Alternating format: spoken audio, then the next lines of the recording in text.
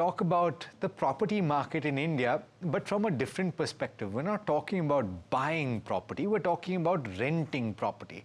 And it's been a complaint for many people that are renting property, particularly in places like Mumbai and in places like Bengaluru, where they're asked to pay many months' worth of rent as a deposit.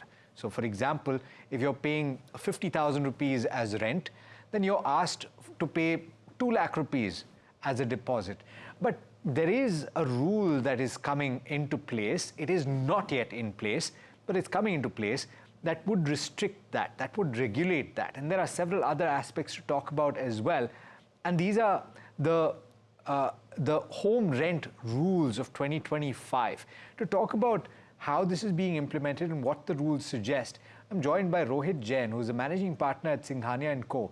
Rohit, thanks so much for taking the time. The reason I'm speaking to you today is because you had quite a few pink papers, quite a few newspapers that wrote about the fact that these rules are coming into play.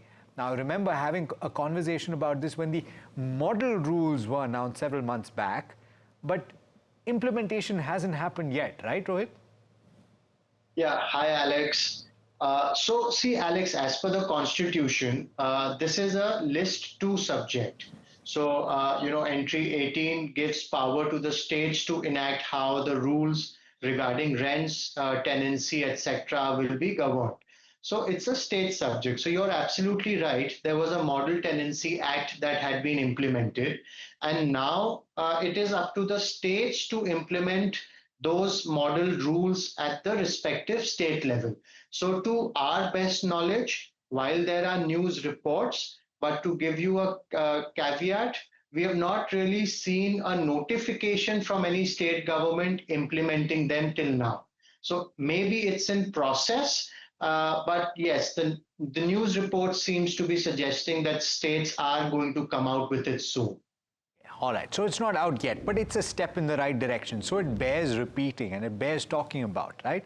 So Rohit, let's talk about the genesis of this. You mentioned the act that came about. What were the provisions of this act as they relate to the home rent rules of 2025? So, see, the idea was that, there are a lot of disputes between tenants regarding unpaid rent, regarding possession, regarding, eviction. And it has been an issue which has been quite prevalent for decades, if not, years. And the whole idea was to have a central tribunal, a central, system where this can be regulated in a more efficient manner to reduce those disputes. So things like, having, uncontrolled deposits, to have high kind of, termination periods, to have unfair, one-sided clauses. Those kind of things are what are, purported to be kept in check by having a model framework and then asking states to frame rules around that. Interesting. There are some of these things, right? For example, you mentioned deposits, and this is actually a sore point for a lot of tenants here in Mumbai as well as in Bangalore or Bengaluru.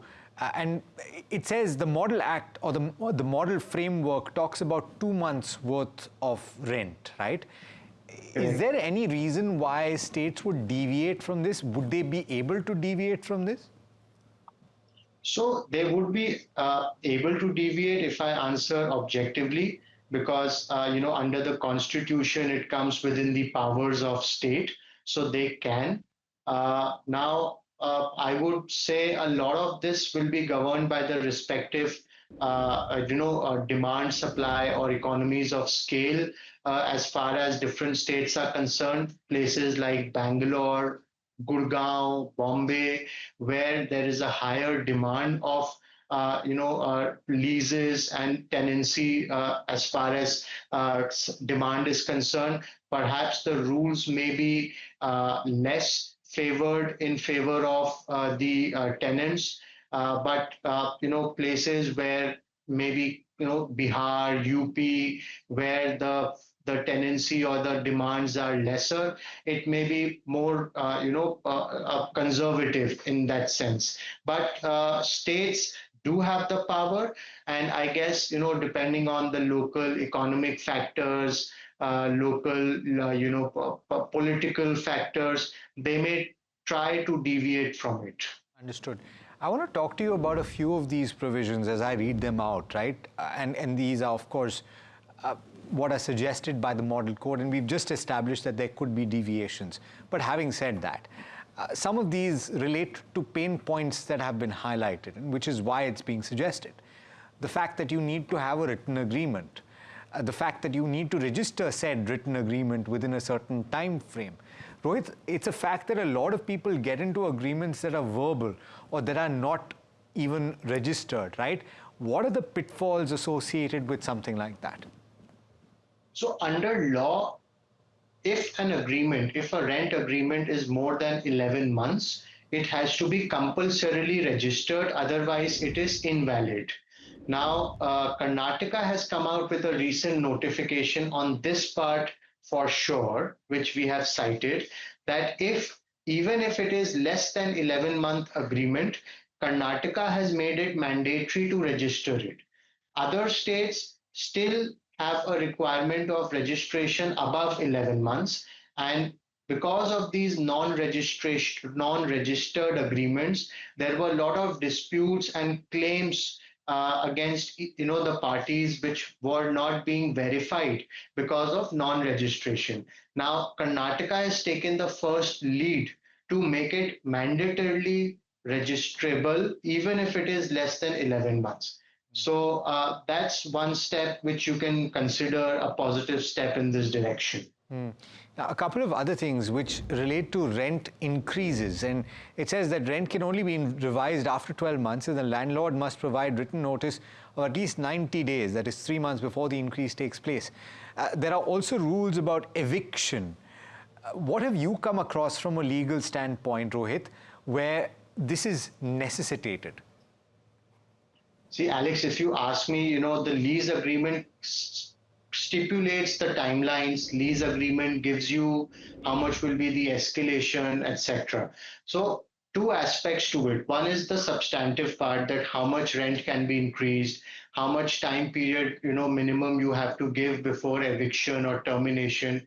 The other is the procedure part, that how it will pan out. I think having a separate notice, it's a good idea, but legally I'm trying to think out loud, that if my agreement says a certain thing, and if I don't give notice, then what will prevail? Even will that be considered as a procedural lapse, or will that be so significant so as to deprive my right to terminate? Yeah, it's an important point because, Rohit, I myself have a 3-year agreement where there is an escalation that is a certain percentage that kicks in the third year. And so essentially this would fall foul to the new notification, wouldn't it? Yeah, and some of it are very commercial discussions, commercial negotiations between the lessor and the lessee. And people will find out side letters or way outs to fructify their commercial understanding. It's really sort of not finding favor with me to dictate the commercial terms between two private individuals. Fair point. Speaking of those terms, there are certain provisions that relate to a maintenance of the property as well, right? Where they say, and this is also stipulated in most good contracts, Rohit, it must be said, because I have read the document that I have signed, and it states very clearly that major structural repairs need to be done by the landlord, and minor repairs and minor maintenance needs to be done by the tenant. This is already provided for in good contracts. I guess this is an attempt to try and broad base that. Is that the right interpretation? Uh, I mean, your interpretation is right. My only, 2 cents are that whether it is really required, because I believe what we are looking for is, trying to look at a more socialist view at this. But in today's times, I think, individuals, they sign contracts, they read the contracts before signing. There's a commercial understanding. So I'm not sure if this socialist ideology is really up contemporaneous with today's times. Okay, let me ask you from the perspective of the landlord as well, right? Because you enter contracts, and I think, look, I've been renting for a long time, and so therefore I know that there is a little bit of hesitancy when it comes to getting into long-term contracts because people have had their fingers burnt in the past. But having said that, the current framework and the way that some of these contracts, or rather all of these contracts are signed, it does protect the landlord and their rights, right? In terms of squatting, etc. Correct. No, exactly. And you're spot on. This is the biggest concern because of the eviction laws that are there. Nobody wants to, or everyone is apprehensive is getting into a long-term contract because then evicting the lessee becomes a big challenge. So that is exactly the pain point, which I feel should be the focus point of addressing it rather than other things like rent and capping and security deposit. What have you read, Rohit, from this that reinforces that protects the landlord's right to their own property? So I think two things is what is coming out in the news. One is having right to evict the tenant if the rents are unpaid thrice in a year. So that's one news report that is coming. The second that is coming is that there'll be a tribunal. There'll be a dedicated tribunal to handle these cases, which will take off the load from the mainstream courts and reduce the pendency and result in faster disposal. These 2 points are coming in the news sources, and if they are implemented, both of them will be quite helpful. I mean, it sounds great on paper, Rohit, but another court and more legal proceedings. It's great for you. You're a lawyer. So if you if you ask me as an individual, as a common man, seriously, I think another tribunal just adds more backlog and pendency and bureaucracy. So I would, if off the record, I would not disagree with you. No, but we're having a yeah, well, you've just stated that it's fine, but it's fine. You're stating your opinion. Rohit, thanks so much for taking the time. Absolute pleasure having you as always. Thank you. Okay, bye bye.